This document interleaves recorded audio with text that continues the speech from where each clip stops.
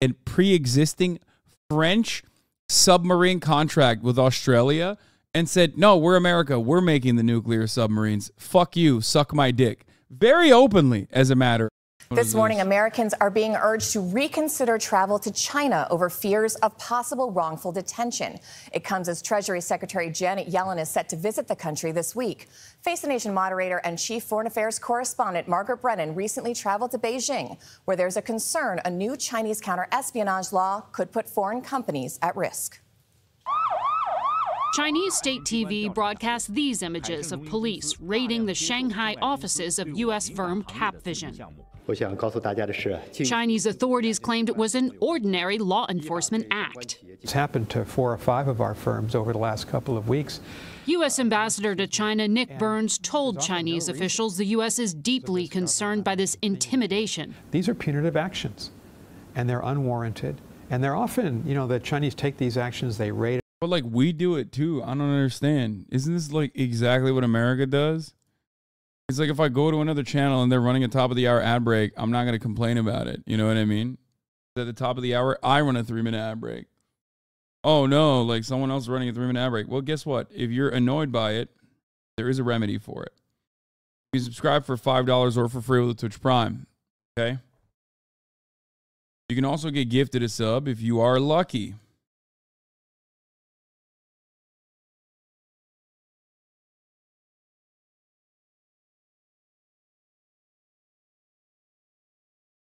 Flying Serpent 99, thank you for the 10 gifted. 34 MKD 50, thank you for the 50 gifted subs. That's 60 people. Wait, when did we just do this? Even with TikTok, we didn't raid their corporate office. Huawei.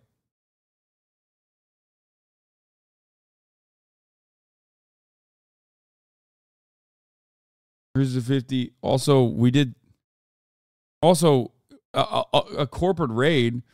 Having them in front of Congress is like literally worse than that. What are you talking about? Motorface, thank you for the 5 gifted subs.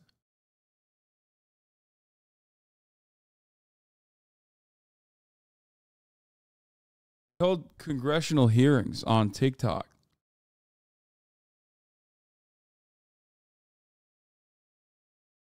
I thought Huawei actually committed crimes, though. I mean, corporate espionage is literally a crime for America, and it's a crime for China. It's just, I don't know if you know this, but like, it depends on what they consider crimes. You know what I mean? It's like what that government considers crimes.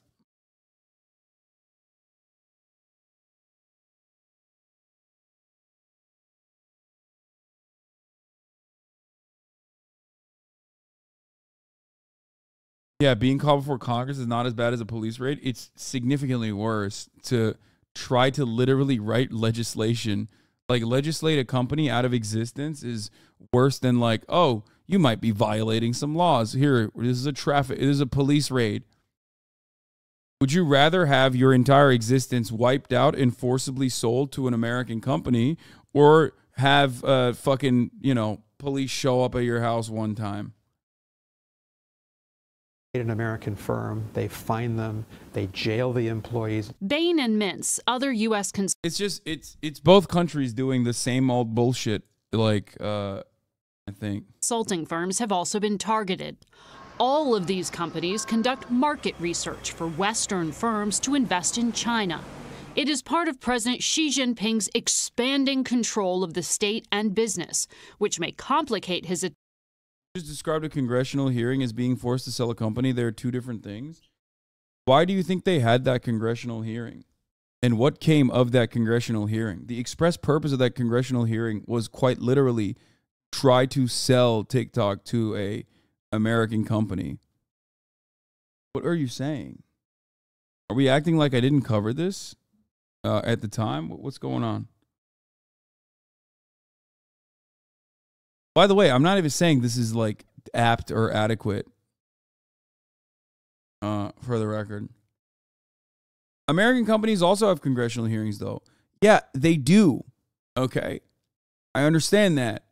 American companies having congressional hearings. Congressional hearings can be conducted on different things for different reasons.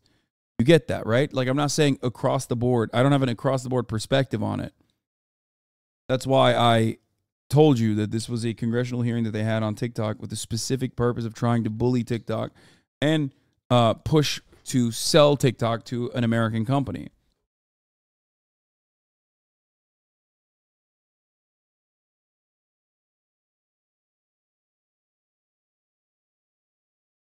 Attempts to court American investment.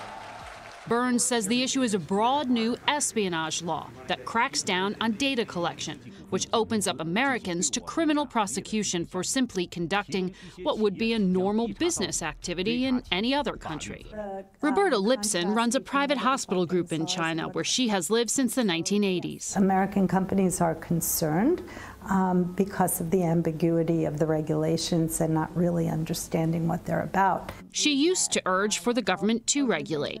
Now she worries new restrictions will hurt medical research and argues it would be disastrous for both the U.S. and China if businesses pulled out.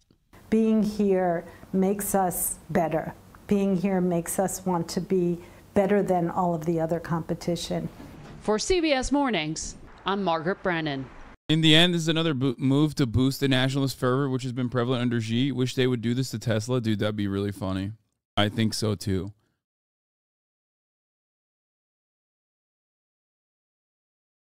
I do think it would be pretty funny if they did that to Tesla. Oh, come on, please. Just for funsies. Let's have a little bit of fun, dude. Come on.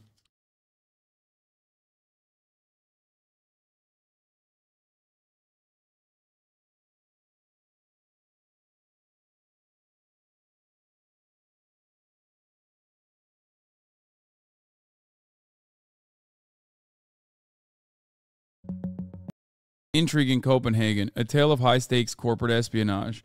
After being wrongfully accused of spying for China, Professor wins appeal to sue the government. I'm very, very glad that we can finally put the government under oath to explain why they decided to do what they did, violating our constitutional rights. Professional Xiaojing Ji said in an exclusive interview to NBC News. The counter to this is simple, though. They'll say, in China, they can't sue the Chinese government.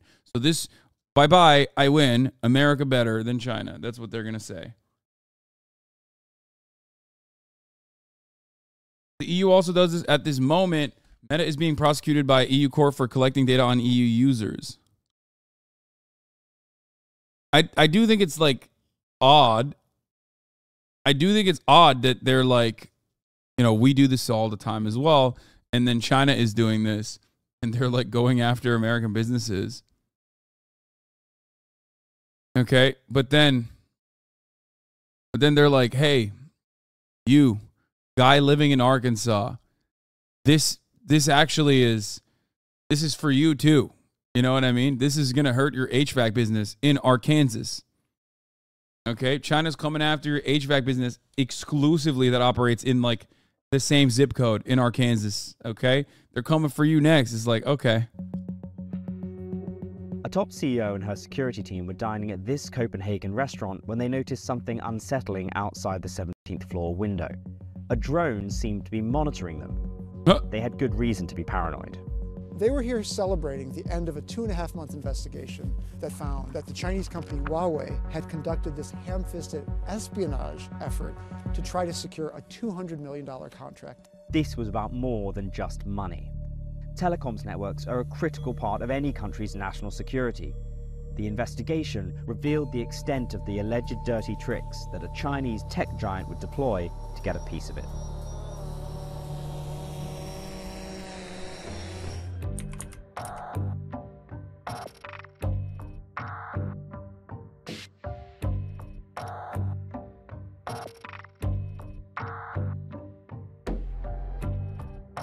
It all started in early 2019 here at the headquarters of TDC Group. It's Denmark's biggest telecoms firm. It's also where the team dining at Restaurant Silo worked. And at the time, this was early 2019, TDC had a tender offer out there for a contract worth more than $200 million to build their 5G telecoms network. And at that time, they had whittled down the bidders to just two, Sweden's Ericsson and China's Huawei. the details in those tender offers are very closely protected. Things like pricing. How much do you charge for things? Ericsson, as it turns out, had offered to do this job for less money than Huawei. Huawei was not supposed to know that. Huawei somehow found out, and just hours before the final decision, submitted an emergency revision to its bid, and in fact, its bid was slightly lower than Ericsson's. How had the information managed to seep out? TDC called I see no issues here. You know what I mean? Hey, all is fair in love and corporate espionage, baby. an emergency investigation. Within that decade, Huawei had leapfrogged other Nordic rivals, including Ericsson and Nokia, to become the world's biggest maker of telecommunications equipment. While not as big as Tencent or Alibaba, Huawei is a far more successful Chinese tech export. The company says that its technology connects over 3 billion people in 170 countries. The way they did that was not without its controversies, right? I've worked in the demolition sector as an estimator. That happens for every single bid, for every single project. Yeah, I feel like this is definitely a commonplace, but I don't know. Yeah, for many years, Huawei has been under suspicion by the US government and others for potentially being under the control of the Chinese government. We saw the Biden administration, which is said to be considering cutting Huawei off from all of its American suppliers. Huawei is a bad actor. There's a lot of intelligence suggesting. I mean, so is every fucking company. What the fuck? So is every Chinese company. It's so stupid. What? I love when they pick and choose like this. Also, what difference does it make, really?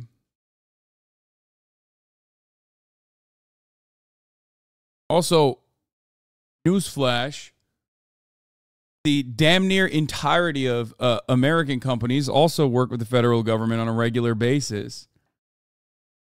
Like, I don't get it. There's a reason why, I mean, for the record, there's a reason why in China, they have their own social media apps and their own versions of the same social media apps that you use here, including the ones that are Chinese, like TikTok. Part of the reason why they have this is because, you know, America does the exact same thing that they're saying China is doing here. That they're very close to the Chinese military and to Chinese intel. So controversy has followed Huawei wherever it's gone. But here in Denmark, Huawei was a trusted provider. Huawei had worked with TDC since 2013. So for many years, Huawei had supplied the key equipment that TDC used for its 3G and its 4G networks. Huawei had an office on this campus, and many of its engineers badged into TDC every single day to service the network. It was seen as a trusted provider. TDC becomes very alarmed because it's clear that somebody has leaked to Huawei Ericsson's sensitive information. TDC begins an investigation focused on potential insiders, potential hacking, and also potential eavesdropping within their offices. And in fact, a sweep of the boardroom found microphones hidden in the boardroom. These are some of the most sensitive types of investigations because in this case, maybe 5, maybe 10 at most people had this information. What do they find? What they find is that the head of special projects, a guy named Dov Goldstein, they find very quickly that he had leaked this information to Huawei. The investigation as such was fairly straightforward.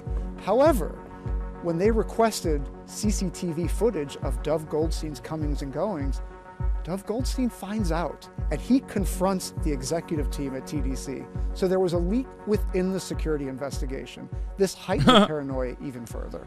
The security team decides we can't trust our own environment. We need to leave. We need to take our evidence. They seize the executives' phones. They seize their laptops. This is a very serious investigation. They realize we can't hold that information here. We need to take that evidence to another place, a secure location where we can conduct this investigation. So if you look up there, that big brown building is the Plesner Law Firm. That's the building where TDC Security Group, moved their investigation. They booked a conference room on the 15th floor of these law offices as the secure place to conduct the rest of their investigation. But it quickly sort of went awry. That same night that they moved their investigation from TDC headquarters here, Plessner's computer network came under sustained hacking attacks. The next day, after midnight, a security guard noticed a drone hovering outside the same 15th floor window where the team was working. One of the reasons they saw the drone, it had lights on it. This is fucking nuts, dude. Holy shit. God damn. There's zero proof that Huawei's equipment has been used for state espionage or that has backdoors for China's state interests.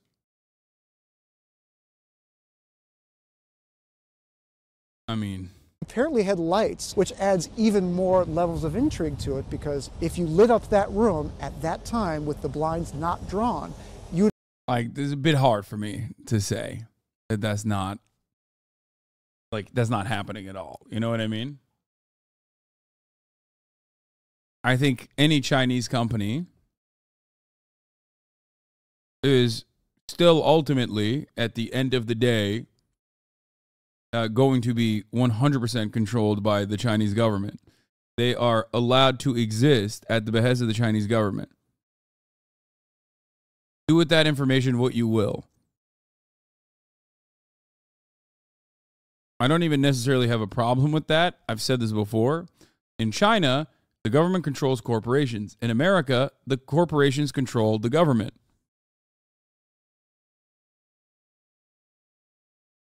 You would have seen the full timeline of this team's investigation. The paranoia heightened.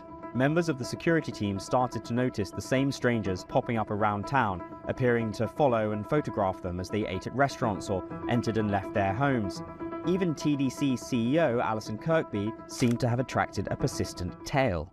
To make matters worse, Huawei managers had written to the Danish Prime Minister warning that should Huawei not get the TDC contract, it would, quote, severely affect other Chinese companies' investment confidence in Denmark. The Prime Minister's office didn't comment. It's pretty funny when they say this. It's like, what do you mean? Like, this is so incredibly fucking normal. Like, what are you talking about? America literally sidestepped a pre-existing French submarine contract with Australia and said, no, we're America. We're making the nuclear submarines. Fuck you. Suck my dick. Very openly, as a matter of fact. Looking at this and going, wow, this is blackmail. Unacceptable. It's fucking bullshit. Is ridiculous. What are you talking about? We literally do this like nonstop. What?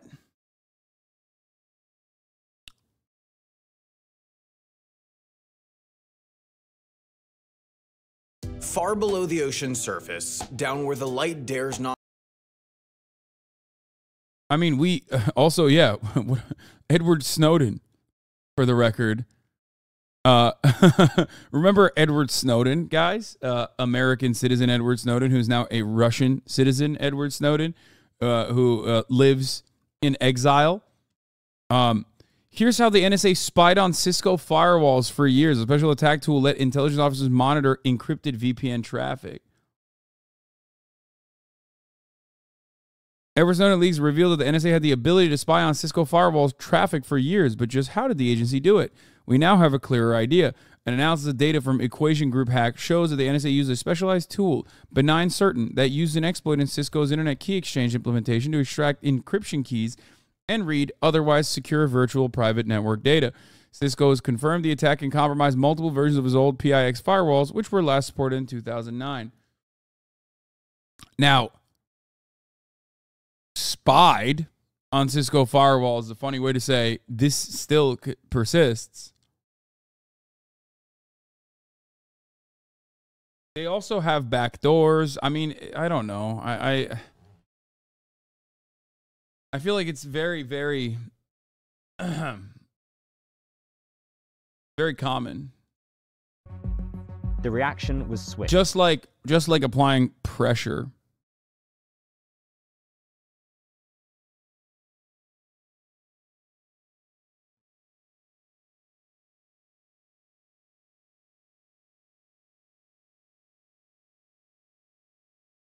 Oh, here. Ericsson pled guilty and paid over $206 million following a breach of 2019 FCPA deferred prosecution agreement. Foreign Corrupt Practices Act. They were bribing, falsifying books and records, and failing to implement reasonable internal accounting controls in multiple countries around the world. I mean, corporate espionage in the Western world is super commonplace. Corporate bribery in the Western world is super commonplace.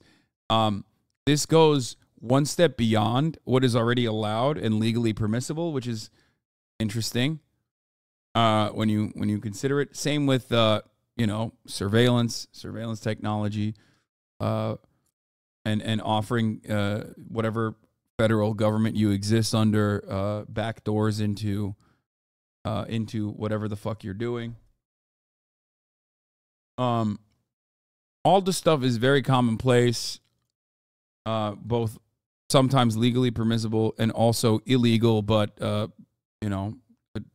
where they just turn a blind eye to it.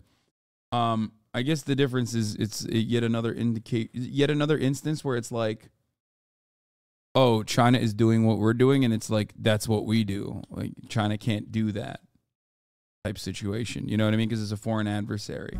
Goldstein left the company. The investigation found he had allegedly leaked Ericsson's secret information to Jason Lan. He led Huawei's operations in Denmark, and investigators determined had essentially cultivated Goldstein as a source. He returned to China. With the I know you can see the monitors. concluded, Doesn't an alleged matter. source- It's okay. It's just this monitor, which is literally my main monitor. The monitor that you see right here. source of the leaks identified, the Secretary General was called. Ow. They gathered here at Restaurant Silo. Alison Kirkby reflected on the paranoia that had enveloped them and cracked a joke about when she'd next see a drone. Minutes later, a drone reappeared outside the window. The security team watched as it descended to the street below. Men in a white van grabbed it and sped away. And the contract? Ericsson still won it. No criminal charges were filed as a consequence of the affair. Goldstein declined to comment. Ericsson declined to comment. A lawyer for Jason Lan said his client believes that he has acted in compliance with all applicable laws and that his relationship to Dove Goldstein was of a professional nature and one that was appropriate in the circumstances. Huawei said in a statement, Huawei complies with applicable laws and regulations. Why did they change the person who's reading? What? That's odd. It's just like, what the fuck? It's just a company statement. And strives for the highest standards of business conduct. We deny any wrongdoing. TDC said in a statement, We recognize some of the things in Bloomberg's findings from our own files. None of the employees directly mentioned by Bloomberg work for the company today. You can find the full story on businessweek.com.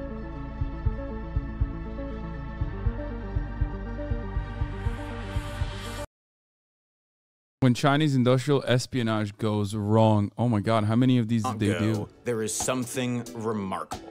Something the world's superpowers are desperate to control. Is it this?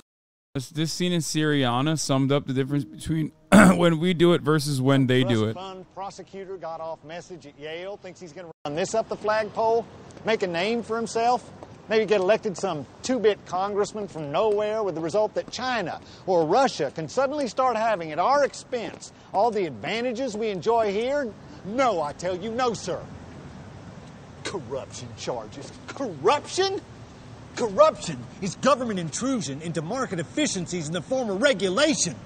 That's Milton Friedman. He got a goddamn Nobel Prize. We have laws against it precisely so we can get away with it. Corruption is our protection. Corruption keeps us safe and warm. Corruption is why you and I are prancing around in here instead of fighting over scraps of meat out in the street. Corruption is why we win.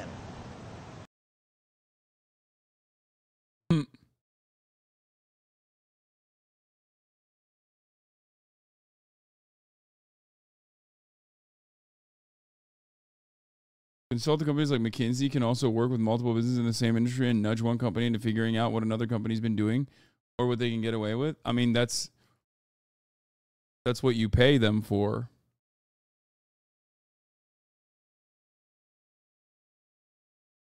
built into the price point. No. Is it this? No. It's this. Big, long rope. But it's not just any big, long rope. This is the internet. Undersea fiber optic cables like this carry 99% of the world's international telecommunications traffic. Global commerce, military secrets, passive-aggressive emails, Zooms that could have been passive-aggressive emails, and the YouTube videos you watch during those Zooms. Yes, I see you, hello. All ripping through the murky depths at the speed of light. Right now, there are over 900,000 miles, or over 1.4 million kilometers of cable sitting on our ocean floor. Enough to go from Fiji to Sydney, then to the moon, then around the moon 51 times, then back to Sydney, then around the Earth 3 times, then to Melbourne. Now, because they're sitting at the bottom of the ocean, there's not a lot of footage of these cables, so we're gonna use footage of eels instead, because what is an eel if not an underwater electric rope? Think about it. Despite being some of the most important infrastructure in the world, undersea cables are vulnerable to sabotage, to espionage, to shark bitage, and wherever you find important technological infrastructure, the potential for spying, or especially both, you will find the United States and China bickering.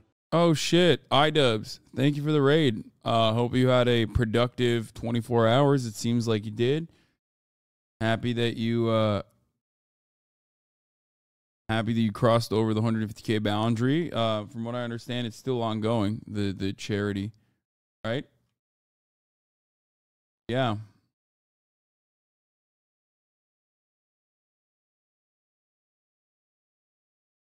The latest and greatest batch concerned this particular cable, the much-awaited follow-up to Southeast Asia, Middle East, West Europe 5, Southeast Asia, Middle East, West Europe 6, yes, people can keep donating. or SeaMeWe 6 for short, or SMWX for shorter.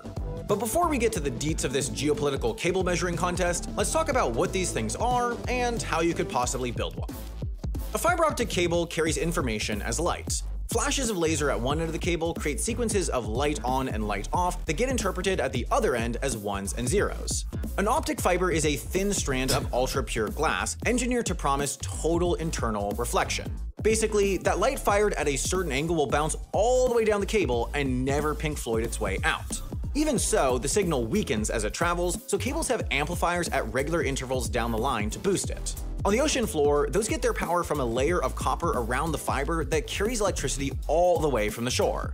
Other layers include a steel wire to shield the cable from oceanic pressure, polyethylene to prevent static electricity and corrosion, crush-resistant armor to resist crushing, and tar-soaked nylon yarn on the outside to protect from ship anchors, shark bites, and other horrors of the deep. There are only 60-ish ships in the world that can put these bad boys down. They carry about 5,466 metric tons of cable on board in huge spools, plus a remote-operated plow that crawls along the ocean floor and lays the cable, following a path designed to avoid large rocks, trenches, and coral reefs. Often, the plow just drops the cable on the ocean floor, but sometimes it digs a small trench and buries it as it goes. It's a huge operation. One of the ships, the Durable, has a crew of 80 people who split 2 12-hour shifts so they can lay cable around the clock. As you can imagine, this is all expensive. I love that shit, though. I mean, it's so fire. God, infrastructure. Cables tend to cost about $40,000 per mile, or about $25,000 per kilometer. Sometimes one huge company like Google will pay for their own, but more often, this just seems so wasteful instead of focusing on satellite tech. What do you mean? This is like, one, you can see this as a redundancy. Two, it's satellite technology still has a tremendous amount of ping. It's always better to just like physically lay wires. Always. Significantly more efficient, cheaper. And I say this as someone whose, you know, brother, as you guys know, quite literally builds the satellites. You know what I mean? Like, I mean, think about it this way. It's kind of redundant, or not redundant, sorry, reductive, but think about it this way. Would you rather have an Ethernet cable connected to your computer for just uninterrupted broadband, or would you rather use Wi-Fi? Which one do you think is more reliable? It's always better. It's always better to have just hardwired cable.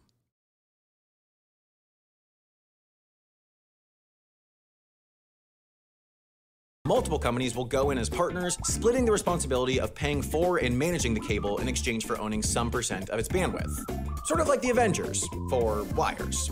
This was the case for CME 6. It was going to be funded by a consortium of 12 plus companies from a bunch of different countries: China, the US, France, Egypt, Sri Lanka, and more.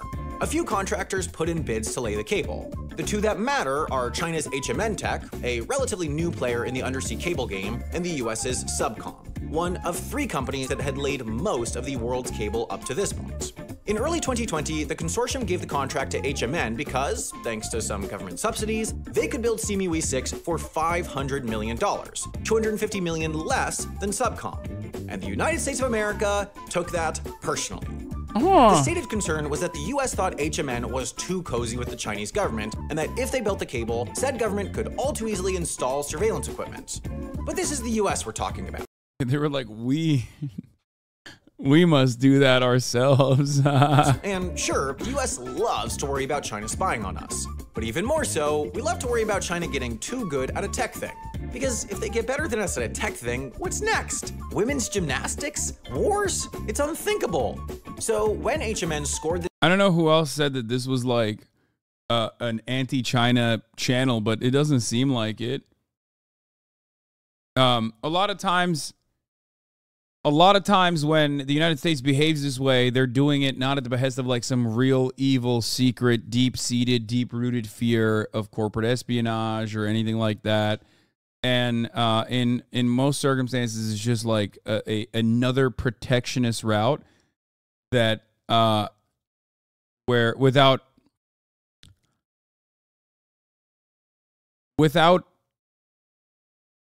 utilizing Congress and you know, legislation, it's just like it's trade protectionism, like protecting American business interests, American corporate interests. It's how it works. The CME 6 contract, the US government went all out to flip it to Subcom. The US Trade and Development Agency rolled up to 5 telecom companies along the cable's route and offered a total of $3.8 million. Quite literally impossible to packet snap with that much data flowing at once anyhow. Dude, I'm built different, dude. I'll smell all those packets, dude. You're fucking wrong, dude. I could do it. I also don't believe that it's impossible. I actually don't.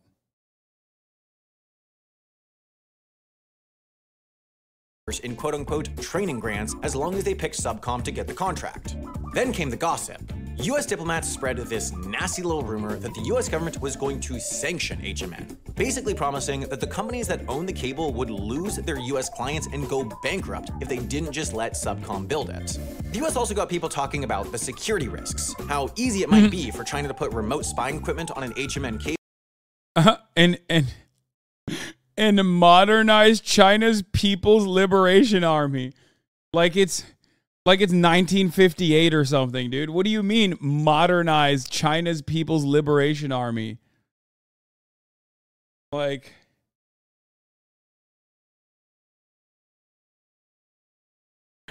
yeah.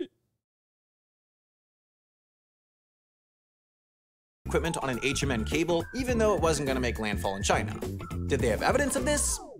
Well, no, not really, but that's what makes gossip fun. Though they did follow through on those sanctions. Meanwhile, the Department of Commerce called their buddy, the Federal Import-Export Bank, to loan some money that would drive Subcom's price down, and in February 2022, enough consortium members flipped their vote that Subcom got the contract. Subcom is expected to have CME 6 up, or I guess down and running by 2025. So, to the United States, congrats on winning another charm for your technological proxy war bracelet. And sharks, congrats on your new delicious snack. Oh, they figured that out? Well, sorry sharks, that's business. And you know what else is business? Replying to boatloads of this wasn't anti-China at all. I mean, if anything, it was anti-America. So...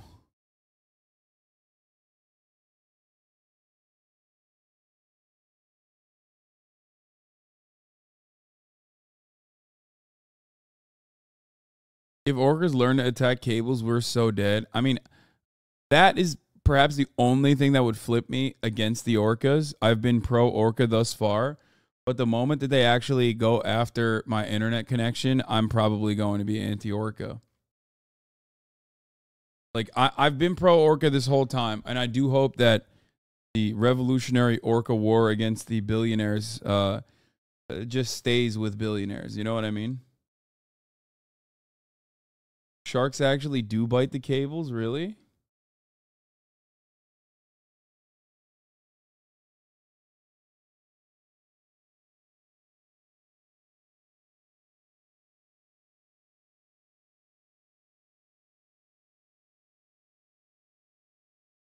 The partial veto maneuver by Wisconsin governor to ensure public school funding increases for over 400 years? Yeah, I did. Tony Evers uses veto powers to extend annual increases for public schools for the next 4 centuries.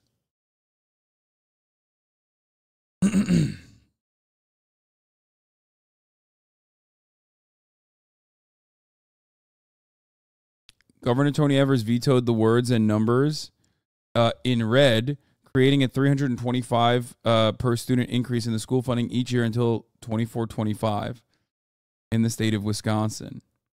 For the limit for 2023, 24-25, add 325 to the result under par. I don't know. Can you do that?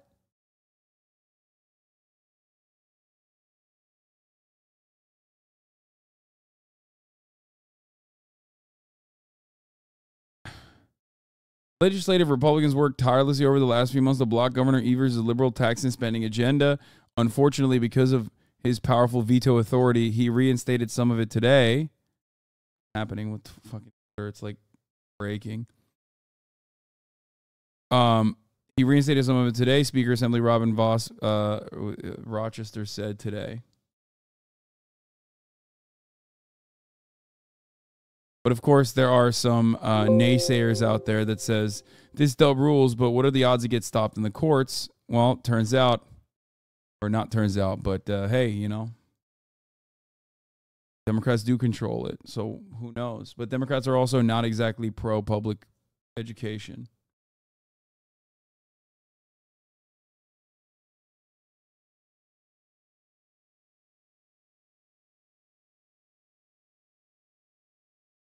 I've never seen a veto like this. Like, I didn't even know it was something that you can do. He just, like, deleted. He literally deleted certain words to make the thing become, like, a 400-year... A 402-year spending. He just edited the document to make it cooler. It seems like it's called a red line veto, very controversial. It's called a line veto. I mean, it's sick. They should do that more frequently.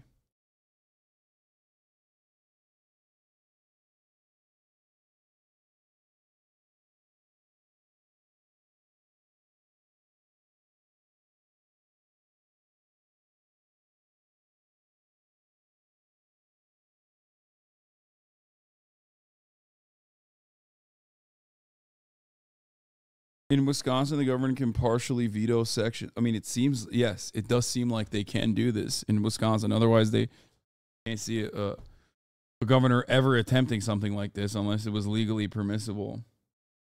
Clinton tried to do the line item veto, but it was banned federally.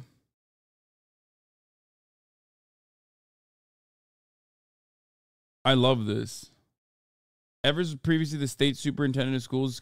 This kind of move is totally in his wheelhouse.